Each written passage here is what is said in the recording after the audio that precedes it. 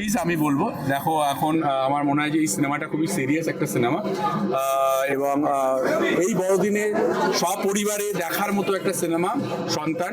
Please সবাই হলে গিয়ে এই সিনেমাটা দেখো, প্লিজ তোমরাও দেখো।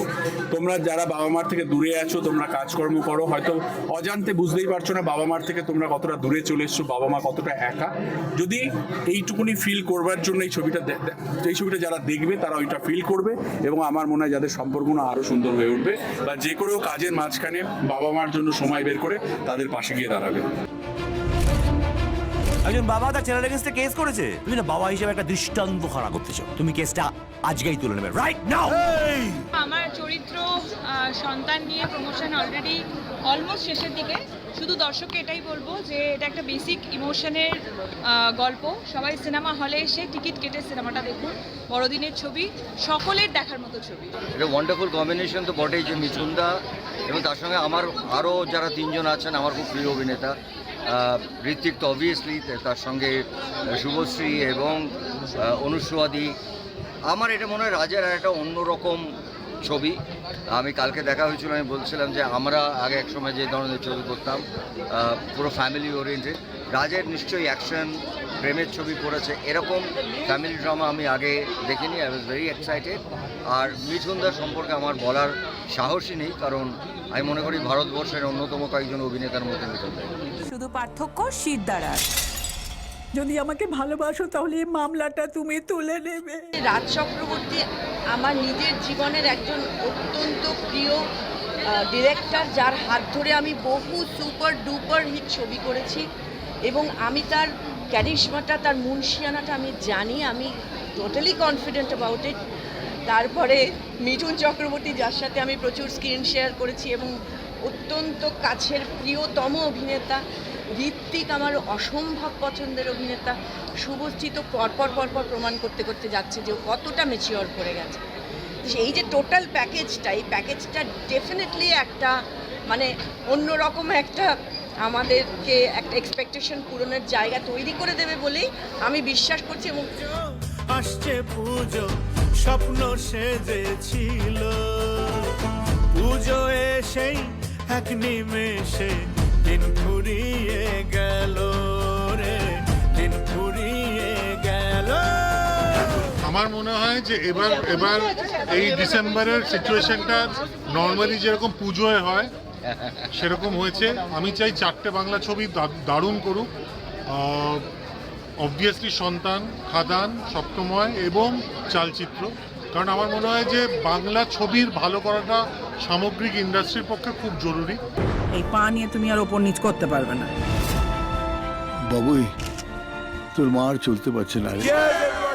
আসলে সন্তান এই নামটার মধ্যেই সবটা লুকিয়ে রয়েছে, কিন্তু একটা ডায়লগ এখানে আজকে মিঠুনদা বলছিলেন, এবং এটা বহুল প্রচলিত একটা ডায়লগ, যে সন্তান যদি কুসন্তান যদি কখনো হয়, কুমাতা কখনো হন না। তো ছবিটা দেখে খুবই খুবই ইমোশনাল একটা ছবি, এবং এই প্রেক্ষাপটে, এই সময়ের প্রেক্ষাপটে দাঁড়িয়ে খুবই প্রাসঙ্গিক একটা ছবি। আমার সমস্ত দর্শক বন্ধুদের অনুরোধ করব, আপনারা প্লিজ সিনেমা হলে গিয়ে ছবিটা দেখবেন এবং ছবিটিকে সাকসেসফুল একটা ছবি হিসেবে আপনারা তৈরি করে দিন। আমি অনেক নেগেটিভ চরিত্র আগে করেছি, বাবাইদা ছাড়াও করে। বাবাইদা তো নেগেটিভ চরিত্র ছিল না, কিন্তু বাবাইদা ছাড়া অনেক নেগেটিভ চরিত্র করেছি, আর এরপরেও অনেক নেগেটিভ চরিত্র করবো, পজিটিভ চরিত্রও করবো। সন্তানরা বাবা মাকে নিয়ে এসে দেখে নিক, বার্তাটা ঠিক নিজেরাই বুঝতে পারবে। ফ্যামিলি ওরিয়েন্টেড ফিল্ম, অ্যান্ড অনেকদিন পর আবার রাজার মুভির প্রিমিয়ারে, সো এক্সাইটেড অ্যান্ড আশা করছি ভালো। কেউ মিছি মিছি রাত জাগে, আসবে না চিঠি কখনো, তবু জেগে থাকা ভালো লাগে। খুব ভালো, আমার মেন্টরের ছবি, সো অফকোর্স আজকে আসাটা বানতা থা। আর আমার ট্রেলারটা খুব ভালো লেগেছে। মিঠুনদা is an additional attraction. So আমি আগেও কাজ করেছি মিঠুনদার সাথে, and I am very excited to see him on screen. দেখো, রাজ তো সবসময় কোনো কিছু নতুনত্বই আনতে চেষ্টা করে অলওয়েজ দর্শকের জন্য। So I think this is a very different concept. এর আগে আমরা এরকম ছবি দেখিনি, বাট এটা হচ্ছে অ্যাকচুয়ালি রিয়ালিটি, যেটা আমরা সবসময় মানে আমাদের জীবনে ঘটতে থাকছে, বাট আমরা হয়তো জানি না। সো আই থিঙ্ক এই ছবিটার মাধ্যমে আমরা একটা মাস প্ল্যাটফর্মে জানাতে পারবো মেসেজটা। So it has a huge social message. আমি যখনই মিঠুন আঙ্কেলের মানে আমি ছবি দেখে আমি ইমোশনাল হয়ে যাই অলওয়েজ, কারণ আমার মনে অনেকটা জায়গা জুড়ে মিঠুন আঙ্কেল অলওয়েজ আছে এবং থাকবে। আর রাজদা তো সকালবেলা যে থ্রেট করেছে তাড়াতাড়ি চলে আসতে হবে, তাও আমরা 15 মিনিট লেট। এবং হ্যাঁ, আমার খুব কাছের এবং খুব প্রিয় শুভ, আমাদের সকলেরই প্রিয়, সেও আছে এই ছবিটাতে এবং ঋত্বিকদা আছে, আরও অনেকে আছেন কাস্ট অ্যান্ড ক্রিউ। ডেফিনেটলি ভালো হবে। দেখতে এসেছিল নিজের পেটের ছেলে কতটা নিচে নামতে পারে। খুবই এক্সাইটেড, কারণ এমন একজনের মুখ রয়েছে প্রথমেই, যার নাম মিঠুন চক্রবর্তী, যার জন্যই জীবনের সমস্ত এক্সাইটেশন এই জগতে আসার আমার। আর তার সঙ্গে রাজ চক্রবর্তী, আমার দীর্ঘদিনের পরিচিত, দীর্ঘদিনের বন্ধু, যাদের সঙ্গে একসময় আমরা খুব কষ্টের সৃষ্টে থাকতাম, তার এত সাকসেস এসছে জীবনে। ঋত্বিক চক্রবর্তী ব্যারাকপুরের আমার অতীত ইতিহাস, এবং তার সঙ্গে আমার অত্যন্ত প্রিয় অভিনেত্রী এই বাংলায় অনুসুয়া মজুমদার, এবং তার সঙ্গে শুভশ্রী আমি পার্সোনালি খুব পছন্দ করি। তারা সবাই মিলে একটা অসাধারণ, এবং এই ট্রেলারটা অসাধারণ। যেখানে মিঠুনদা আছে, মানে এটা একটা আলাদা প্রাপ্য।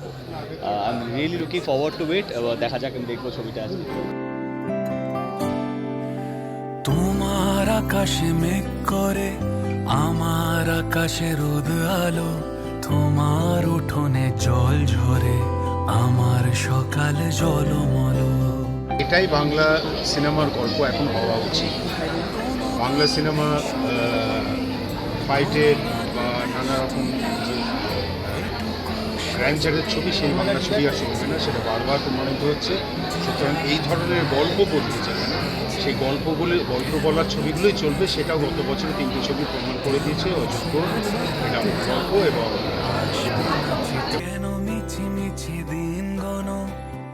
চিরঞ্জিতের রিপোর্ট, এস নিউজ। আসবে না চিঠি কখনো, তবু জেগে থাকা ভালো লাগে।